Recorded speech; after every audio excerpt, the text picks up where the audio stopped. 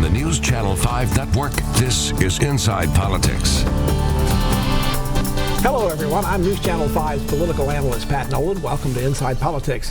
While the presidential impeachment trial in Washington is testing once again the very foundations of our governmental system, what is the status of the other key freedoms guaranteed by our Constitution, specifically the Bill of Rights and the First Amendment? Since you're watching this program, I'd like to think you know all about the rights the First Amendment protects, but just in case you don't or you're not certain, we've invited Dr. Ken Paulson from Middle Tennessee State University to be our guest on Inside Politics this week. He's a former president also of the National Foundation of the First Amendment Center. He is now president of the Free Speech Center at MTSU. Ken, thanks for coming on the program. My pleasure. Let's start at the beginning.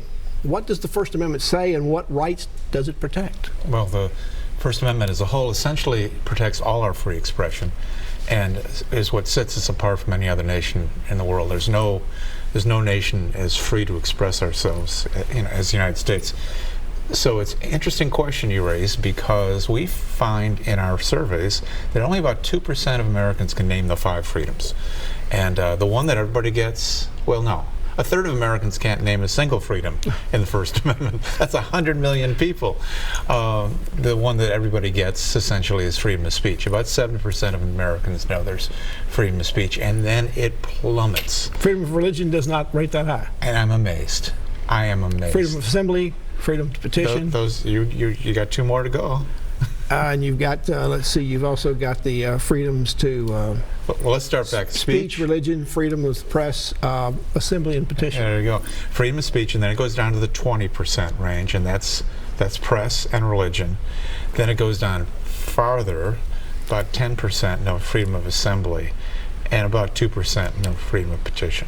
You've got this is in the Bill of Rights. It's the First Amendment. Should we be excited at the fact that our founding fathers put all those things at the very First Amendment? That's not really the way it worked out. No, it's a happy accident. I mean, and I love that people think that the First Amendment is the most important because it came first. But there were actually, in the first drafts of the Bill of Rights, there were 2 procedural amendments that preceded the First Amendment. So we could be celebrating the Third Amendment here today. We had to have the Bill of Rights in order to pass the Constitution. At least that seems to be, if you read the Federalist Papers, what that was about. Why wasn't the Bill of Rights, particularly the First Amendment, included in the Constitution? That's a great question. And it's a story that says everything about the kind of nation we actually are. When you first of all, you have to think about the 1780s. We had won the Battle of Independence. We're a new nation. We are unstable. We are exhausted. We have depleted our resources. This is a country that's ripe to collapse or to be overthrown. And it's not developing as quickly as you would hope, because essentially the states have such independent power they don't collaborate. Even building a bridge between 2 states would be almost impossible without extensive negotiations. So along came the argument for a strong central government. But when they actually wrote the U.S. Constitution and took it to the states to be ratified, this is a story you never heard in the 4th grade. When they took it to the states to be ratified, the American people rejected it. Our most beloved document in American history. So the Bill history. of Rights made the Constitution possible. It wouldn't have passed otherwise. So they negotiated. They did something in 1789 that they no longer do in American government. They compromised. And through that compromise, the American people said, we will only trust a strong central government if you will give us these guarantees, including freedom to express ourselves. But given the lack of knowledge about the First Amendment and the other parts of the Bill of Rights today, except maybe the Second Amendment, would the Bill of Rights be approved today as we send it around the country to be approved by state legislatures? I'm sure everything would be rewritten, and we would be a weaker country because of it. There are people who are advocates for more gun control, and there's a new book that says let's revoke or amend the Second Amendment. And people are entitled to their opinion about gun control, but I get very, very nervous when people talk about rewriting the Bill of Rights or the Constitution. That will not work out well. You will get your issue addressed, but then there will be limits on the press and speech, and that, you don't want that. Taking it out of the context of sending it to the legislatures for approval, what if you had a national referendum on the First Amendment and you put the language up there right now? Would it be approved? Well, honestly, it would have to be rewritten for clarity.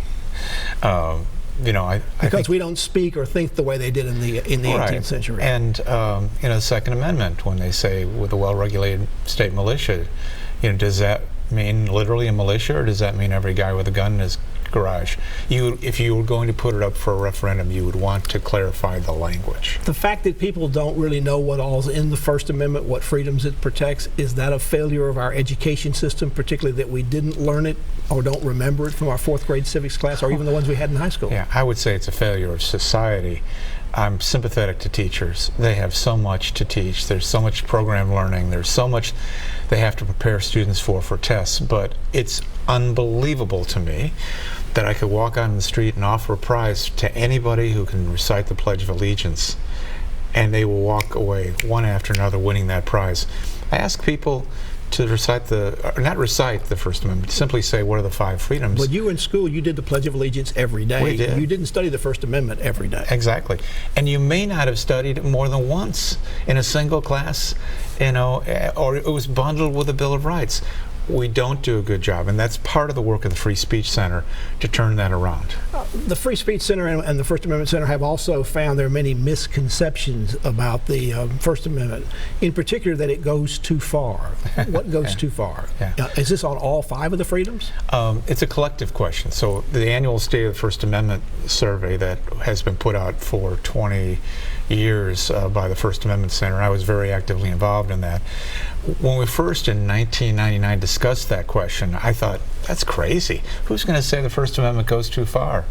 Turns out every single year, 20% of Americans say as a whole the First Amendment goes too far.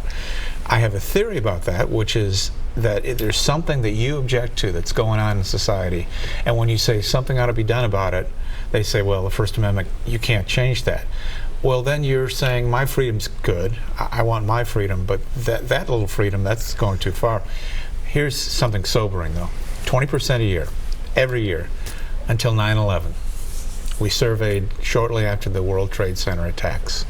That number went from 20% to 50%. Literally, millions and millions of Americans changed their mind about the First Amendment, about how free we can be because of this literally 3 planes crashing into buildings. Ken Paulson from Middle Tennessee State University and the Free Speech Senator is our guest on Inside Politics. Back to continue our conversation about the First Amendment after this break.